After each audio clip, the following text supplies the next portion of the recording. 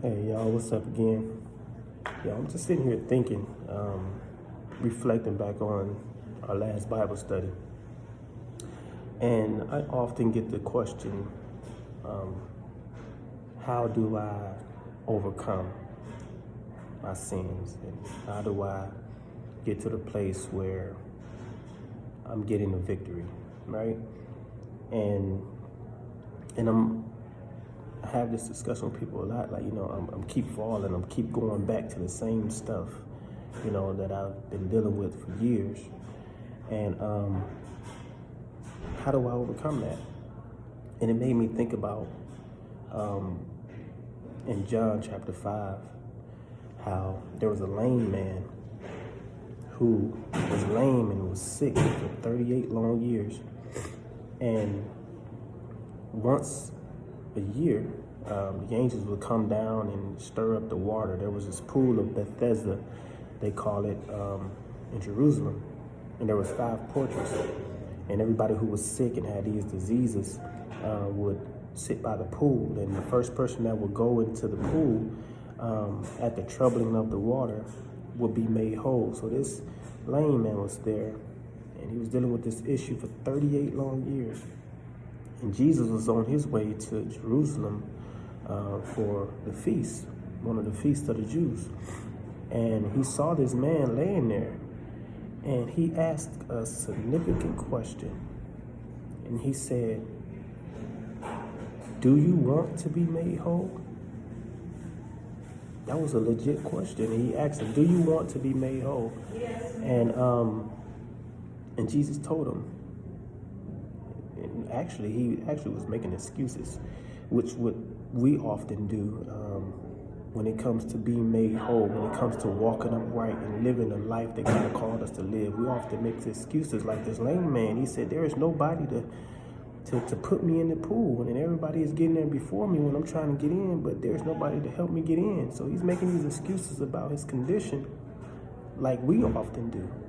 I've been sinning for this long, and it's hard for me to overcome. It's hard for me to get it right, and I just can't seem to get it together. But Jesus asked him, he said, "Do you want to be made whole?" And Jesus told him, "Look, take up your bed, get up, rise up, take up your bed, and walk." And immediately, the scripture says, immediately he was made whole and began to walk.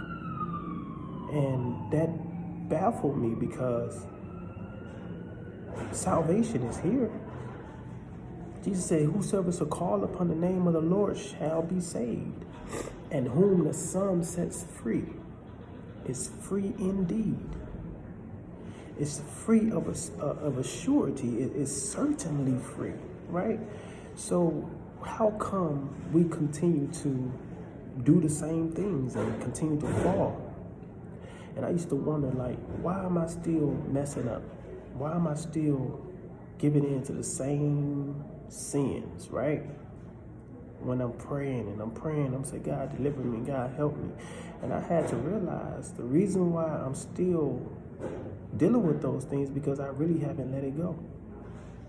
I really didn't want to give it up. Because if I really wanted to give it up, I wouldn't be checking my DMs of those people that's reaching out to me. I wouldn't be, still entertaining those things that had me bound, right? If I really wanted to be free, if I really wanted to be made whole, I wouldn't be reaching out to other people in their DMs, all that other stuff. But yet I'm saying I want to be free. And I didn't truly become free until I made the decision to let it all go. So I made a decision that I really want God. I really want to please him. And my actions exemplify that after I really was serious. And after a while, I went from 3,000 people that I was following to over 400.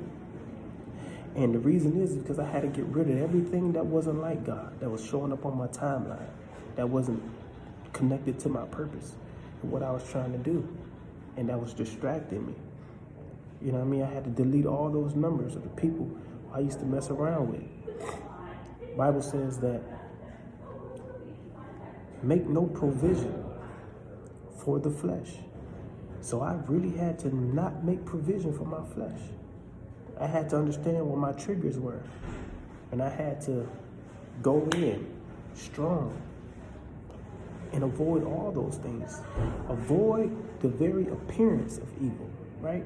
If we really want to be made whole, Jesus will make us whole, right? So the moment we call on him, the moment we ask God to save us, the moment we ask God to free us, it's done.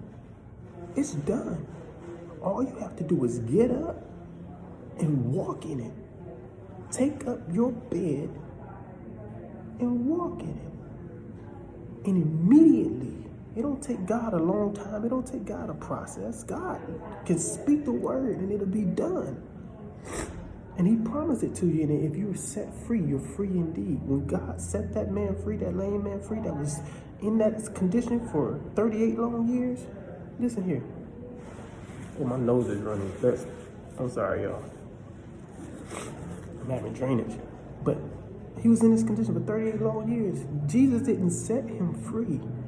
And then later on, the scripture doesn't say that he came back by that pool and he was still in that same condition and he was still messed up and waiting for this pool to be stirred up so he can be made whole. No. There's no record show that this man was dealing with that condition again. He was free. He was made whole because he got up. He believed God. He took God at his word by getting up.